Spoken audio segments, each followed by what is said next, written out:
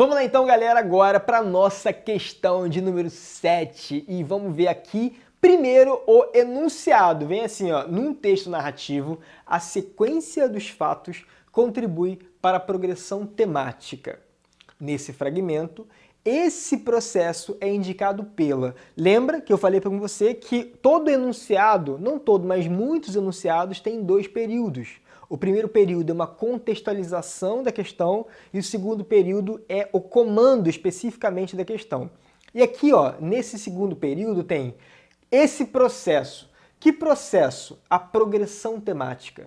Eu queria que você aí, se você tem esse material impresso, é importante que tenha, que você sublinhe a palavra progressão e a palavra temática, que são os nossos comandos. E aí, sem ver a alternativa, eu quero que você relembre das aulas que eu te dei aqui do tipo de texto. Qual é a forma gramatical, a forma linguística que garante progressão temática? Vinícius, nem sei o que é progressão temática. Progressão temática, galera, é a sequência de fatos, sequência de acontecimentos. Sem ver a alternativa. Diz para mim, responde para mim qual é a palavra, quais são as palavras da língua portuguesa que garantem progressão dos acontecimentos? São os adjetivos? Não. Quais são as palavras que garantem progressão? Um acontecimento rola depois do outro. São os advérbios? Não, são os verbos. Então, os verbos são os responsáveis pela progressão temática, pelo andamento da narrativa. Ok? Com isso em mente, você agora tem uma opção. Você pode ler a alternativa, não aconselho que você leia a alternativa, aconselho que você agora veja o texto, porque o texto é curtinho, e você vai, a partir do texto, daqui a pouquinho, procurar a resposta certa já com a mente direcionada, já com a malícia que o Enem espera que você tenha. O texto do Graciliano Ramos. Todo texto do Graciliano Ramos vai ser um texto narrativo. Por quê? Porque esse cara, ele escreveu romances durante todo... Ele foi um romancista modernista. Então, o texto dele é narrativo. Eu queria só te contar uma coisa aqui, que talvez você já saiba, mas eu quero relembrar. E se você não sabe, presta atenção aqui agora. O texto narrativo do Graciliano Ramos, do Manuel Bandeira, de qualquer cara, de qualquer texto narrativo, ele vai ter um narrador. E esse narrador, ele pode ser em primeira pessoa ou em terceira pessoa. Prof, eu nunca entendi isso. O que é um narrador em primeira pessoa? Antes de você entender o que é um narrador em primeira pessoa, você tem que entender o que é uma primeira pessoa. Vou te explicar. Na linguagem, existem três pessoas. Sempre três pessoas. A primeira pessoa do discurso, a segunda pessoa do discurso e a terceira pessoa do discurso. Como assim, prof, a primeira pessoa do discurso? Galera, a primeira pessoa do discurso é a pessoa que toma iniciativa para conversar. Então, por exemplo, nessa nossa aula está acontecendo um discurso, está acontecendo uma conversa entre mim e você. Quem tomou a iniciativa dessa aula? Quem falou aqui primeiro? Eu. Então, eu sou a primeira pessoa do discurso.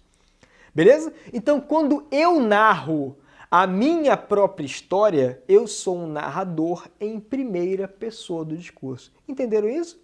Se você entendeu isso, vem ver o enunciado, o texto agora.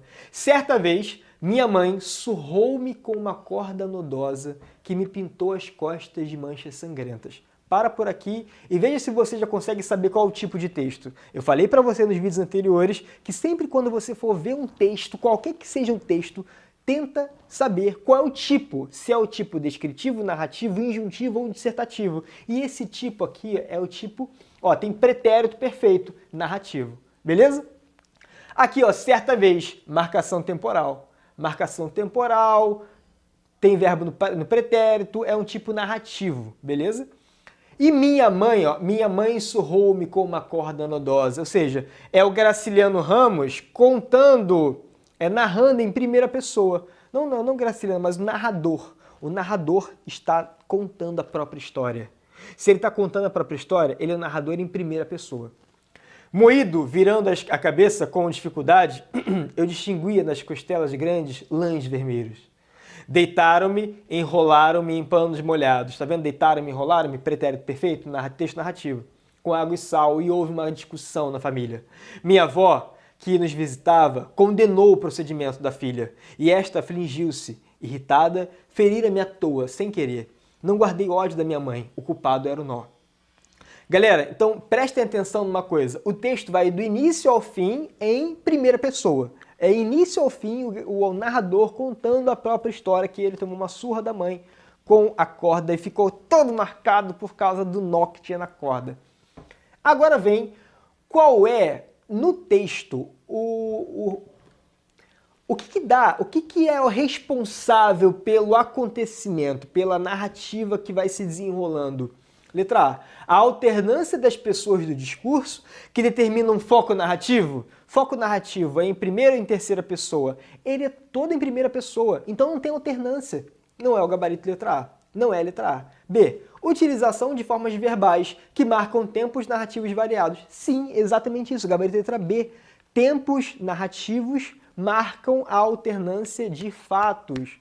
A progressão temática, ela acontece com os verbos. Então, gabarito letra B. Mas vamos só, por desencargo, ver as outras alternativas. C. Indeterminação dos sujeitos de ações que caracterizam eventos narrados.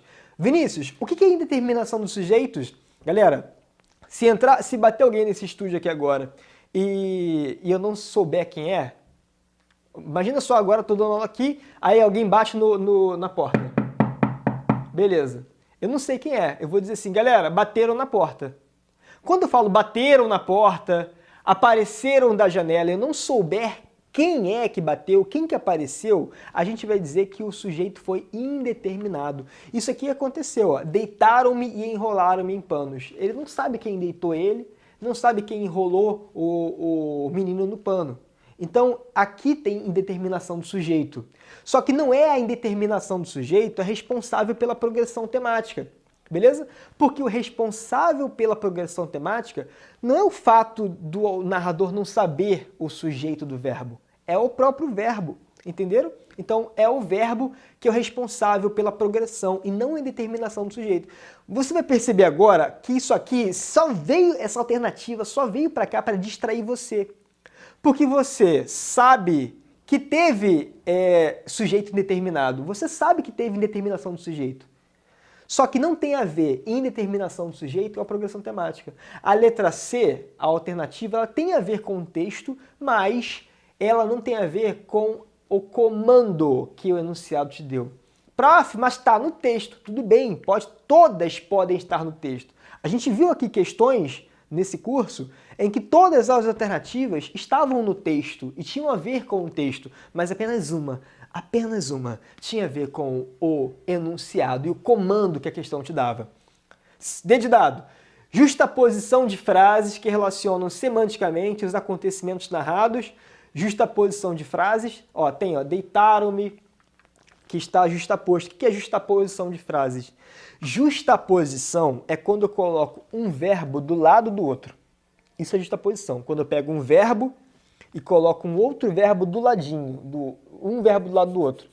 Esse negócio, um do lado do outro, se chama justaposição. Tem no texto. Mas não é a justaposição responsável pela progressão. Responsável pela progressão temática é o próprio verbo. Não é o fato de eu justapor os verbos que deixa o texto andar. É o próprio verbo que deixa o texto andar. Eles podem estar separados, eles podem estar unidos por conectivo, não importa, mas é o verbo que deixa a narrativa andar. E não é a justaposição, beleza?